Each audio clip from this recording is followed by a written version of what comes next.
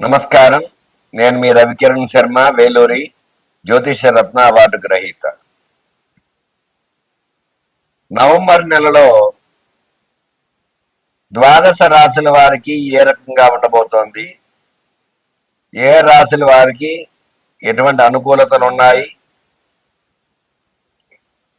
ఎటువంటి ప్రతికూలతలు ఉన్నాయి అనే విషయాన్ని గురించి, అట్లాగే ఈ 12 రాశుల వారు ఈ నెలలో ఎట్లాంటి రెమెడీ చేసుకుని ఎటువంటి అనుకూలత కలుగుతుంది, దైవానుగ్రహం దైవబలం ఏ రకంగా వస్తుంది అనే విషయాన్ని గురించి,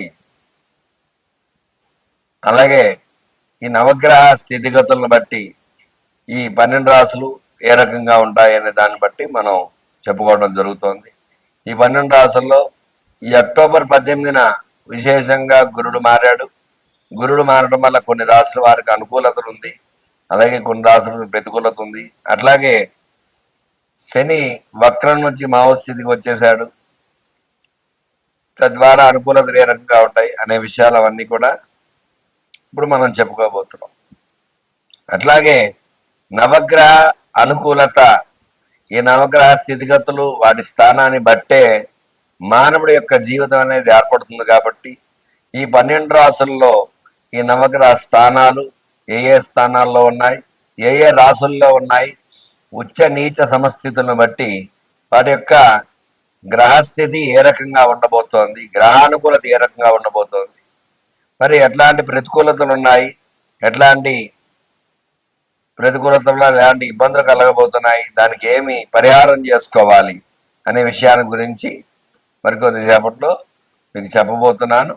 అన్నీ కూడా చక్కగా ఈ 12 రాశుల వారికి ఏ రకంగా ఉండబోతోందో, ఇందులో భాగంగానే మేషాది ద్వాదశ రాశుల వారికి ఏ రకంగా ఉండబోతోంది అనే విషయాన్ని గురించి మీకు చెప్పబోతున్నాను. అట్లాగే ఈ యొక్క రాశి యొక్క స్థితిగతి, మేషరాశికి అధిపతి కుజుడు, వృషభ రాశికి శుక్రుడు, మిథున రాశికి బుధుడు, కర్కాటక రాశికి చంద్రుడు, సింహరాశికి రవి, కన్యారాశికి బుధుడు, తులారాశికి శుక్రుడు, వృశ్చిక రాశికి కుజుడు, ధనురాశికి గురుడు, మకర రాశికి శని, కుంభరాశికి శని, మీనరాశికి గురుడు.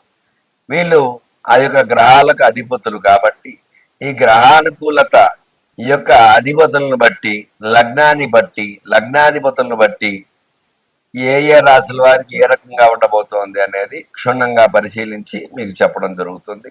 అందువల్ల ఈ యొక్క ద్వాదశ రాశుల వారికి నవంబర్ నెలలో ఏ రకంగా ఉండబోతోంది అనే విషయాన్ని చెప్పడం జరుగుతోంది. మీనరాశి వారికి ఈ నవంబర్ నెలలో ఏ రకంగా ఉండబోతుంది, ఎలాంటి అనుకూలతలు ఉన్నాయి, ఎలాంటి ప్రతికూలతలు ఉన్నాయి అనే విషయాన్ని మీకు చెప్పండి. మీనరాశి అద్భుత గురుడైనప్పటికీ కూడా ఏళ్ళనాటి శని ప్రభావం ఈ రాశిపై అధికంగా ఉంది. శని వక్రం నుంచి బయటపడి మీన రాశిలో సంచారం చేయడం ద్వారా ఈ శనీశ్వరుడు యొక్క ప్రభావం అధికంగా ఉండటం వల్ల ఏ పని కూడా సరిగా కలుస్తున్నారు. ఉద్యోగ ప్రయత్నం చేసే వారికి ఉద్యోగంలో ఇబ్బందులు కలుగుతాయి, ఉద్యోగం సఫలీకృతం కాదు, ఉద్యోగంలో ఉన్న వారికి ప్రమోషన్స్ రావు, ఇబ్బందులు పడుతూ ఉంటారు. వివాహ ప్రయత్నం చేసేవారి వివాహ సంబంధాలు దగ్గర దాకా వస్తాయి, కానీ సంబంధాలు సెట్ కాకపోవడము, 10 సంబంధాల్లో 3 2 సెట్ అవ్వడము, మిగతావన్నీ వెనక్కి వెళ్ళడం, ఇట్లాంటివి జరుగుతూ ఉంటాయి. విద్యాపరంగా చూసుకున్నట్లయితే గురుడు అయినప్పటికీ కూడా రాశ్యాధిపతి గురుడు విద్యాపరంగా కొంతవరకు రాణింపు ఉన్నప్పటికీ కూడా అనుకున్నంత రీతిలో పరీక్ష ఉత్తీర్ణత అయితే కాలేదు. ర్యాంకులో అయితే పాస్ అవడం కొంచెం కష్టంగానే ఉంటుంది, శని ప్రభావం ఎక్కువగా ఉండడం వల్ల. సంతానం గురించి ఎదురు చేసేవారికి అనుకూలతలు ప్రథమార్థంలో, ప్రతికూలతలు ఉన్నాయి. ద్వితీయార్థంలో కొంతమేర అనుకూలించే అవకాశం ఖచ్చితంగా ఉంది.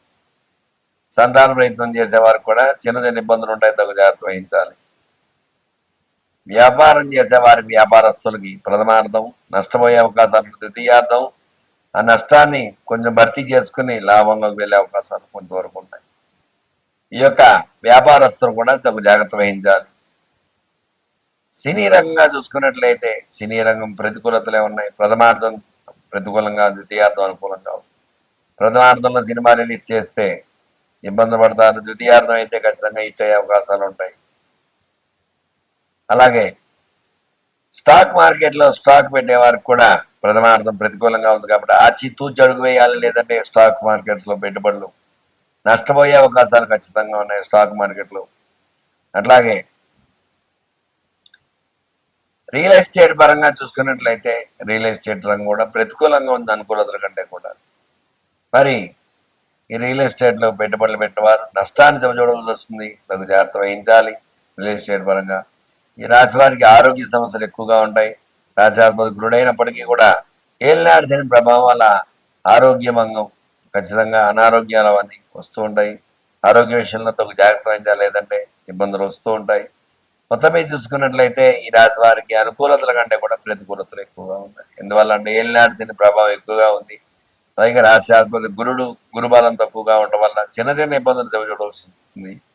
వీళ్ళు విశేషంగా గురువారం నాడు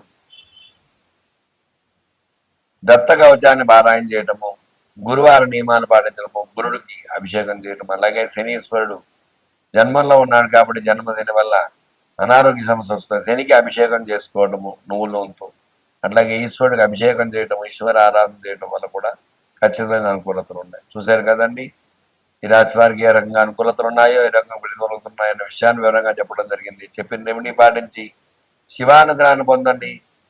మీరు రవికిరణ్ శర్మ, వేలూరి జ్యోతిష్ రత్న అవార్డు గ్రహీత. నమస్కారం. ఈ యొక్క నవంబర్ నెలలో 12 రాసుల వారికి కూడా మరి ఏ రకంగా ఉంది అన్నది వివరంగా చెప్పడం జరిగింది. ప్రతి ఒక్కరు కూడా గ్రహ అనుకూలత ఉంటేనే మీకు అనుకూలంగా ఉంటుంది. గ్రహాలు ప్రతికూలంగా ఉన్నాయంటే మీరేమి చేయలేదు. ఇవాళ గ్రహాలు అనుకూలించాలంటే చక్కని యొక్క దైవనామ స్మరణ చేసుకోవటము, ఈ కార్తీక మాసం సందర్భంగా విశేషంగా శివుడికి అభిషేకాలు, అర్చనలు, పూజలు, హోమాలు ఇలాంటివన్నీ చేసుకోవడం ద్వారా శివానుగ్రహం ఖచ్చితంగా కలుగుతుంది. రాశులు అనుకూలంగా ఉంటే ఖచ్చితంగా రాస్యాధిపతులు బలంగా ఉంటే, రాస్యాధిపతులు కూడా నవగ్రహాలే కాబట్టి నవగ్రహ అనుకూలంగా ఉంటే ఖచ్చితంగా గ్రహానుకూలత వల్ల ఈ యొక్క సమస్య నుంచి బయటపడే అవకాశం ఖచ్చితంగా ఉంటుంది. ఎట్లాంటి సమస్యనైనా సరే శతకోటి దరిద్రాలకి అనంత కోటి ఉపాయాలు అన్నట్టుగా ప్రతిదానికి పరిహారం అనేది చెప్పబడింది. అందువల్ల మీరు వివాహపరంగా ఇబ్బందిగా ఉంటే ఖచ్చితంగా సంప్రదించండి. మీకు ఎందుకు ఆలస్యం అవుతుంది వివాహం అనే దాని గురించి చక్కటి రెమెడీ ఉంటుంది, దానికి ఏం చేయాలన్నది నేను చెప్పను. సంతానంగా ఇబ్బంది పడుతున్నారంటే మరి ఎట్లాంటి దోషాలు ఉన్నాయి సంతానంగా ఇద్దరు జాతకాల్లో, దాని ద్వారా ఇట్లాంటి ఇబ్బందులు ఉన్నాయి కాబట్టి మీకు ఆలస్యం అవుతుంది సంతానం అనే విషయాన్ని మీకు చెప్పడము, దాని యొక్క పరిహారం చేయించడం అట్లాంటివి జరుగుతాయి. వ్యాపారంలో నష్టపోతే వ్యాపారానికి లక్ష్మీ అనుగ్రహం ఏ రకంగా కలగాలి అనే విషయాన్ని గురించి దాన్ని మీకు చెప్పడం జరుగుతుంది. ఉద్యోగ ప్రయత్నాలు చేసే వారికి ఉద్యోగాలు రాకపోయినా, అలాగే చదువులో వెనకబడితే వాళ్ళకి ఏం చేయాలి, అట్లా ప్రతి విషయంలో కూడా చక్కగా పరిహారం సమస్య మీది, పరిష్కారం నాది. ఖచ్చితంగా మీకు రెమెడీ చెప్పడం జరుగుతుంది.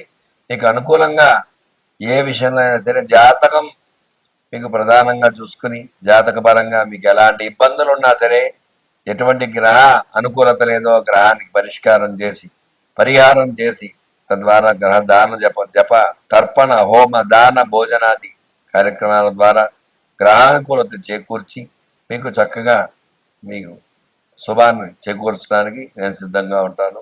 మీకు ఎలాంటి సమస్యలు ఉన్నా సరే నా నెంబర్ స్క్రీన్పై రోల్ అవుతూ ఉంటుంది. మీ రవికిరణ్ శర్మ, వేలూరి జ్యోతిష్ రత్న అవార్డు గ్రహీత. నమస్కారం. నన్ను సంప్రదించండి.